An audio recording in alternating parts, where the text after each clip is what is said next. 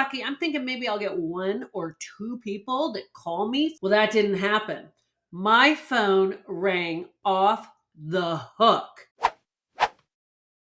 On occasion, people ask me, how did I get involved in real estate? So I'm going to tell you a little story about how I got involved in real estate. I used to be in the plastic injection molding business in San Diego with my first husband, and he was an engineer, and so we had a company, and I did vice president of sales.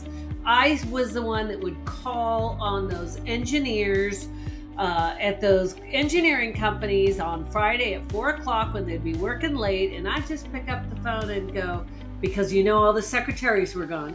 So I would call and I would get in, and I sold an amazing amount of tooling and plastic injection molding business from that. My first husband was very smart. When we divorced, he made me sign a no-compete clause. So I found myself out of a job, but I was free. Anyway, so I decided to get into real estate, and the first thing I'm trying to do is figure out, well, how am I going to get business? I got my license, I got everything. So my dad gives me this great idea because our family's in horse racing, and before Del Mar, San Diego, the race meet starts at the beach, my dad says, well, Santa Anita's going on.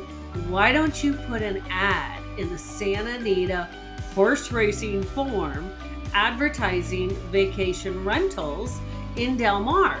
Because remember, this is the only racetrack in the world that is on the beach. So I come up with this ad and I put my name in it and the whole thing. Now I'm lucky. I'm thinking maybe I'll get one or two people that call me for a $10,000 rental for the 7-week period. Well, that didn't happen.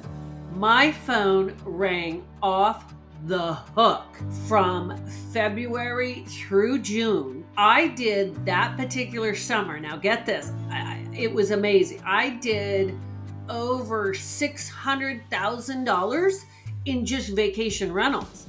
And remember, with vacation rentals, you get 10%. I mean, all of a sudden, I'm renting houses that are like, the jockeys are calling me, the trainers are calling me.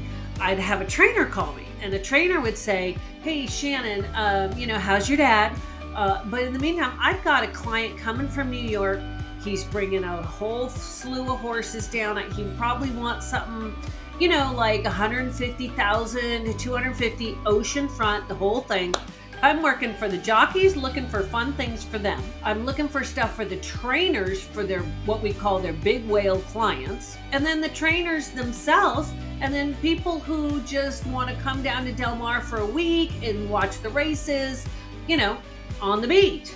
I had some interesting situations, which I'll tell in future videos, but I also met some of the most interesting people. So in that summer, my first summer in real estate, I had to get a concierge because I couldn't handle this stuff.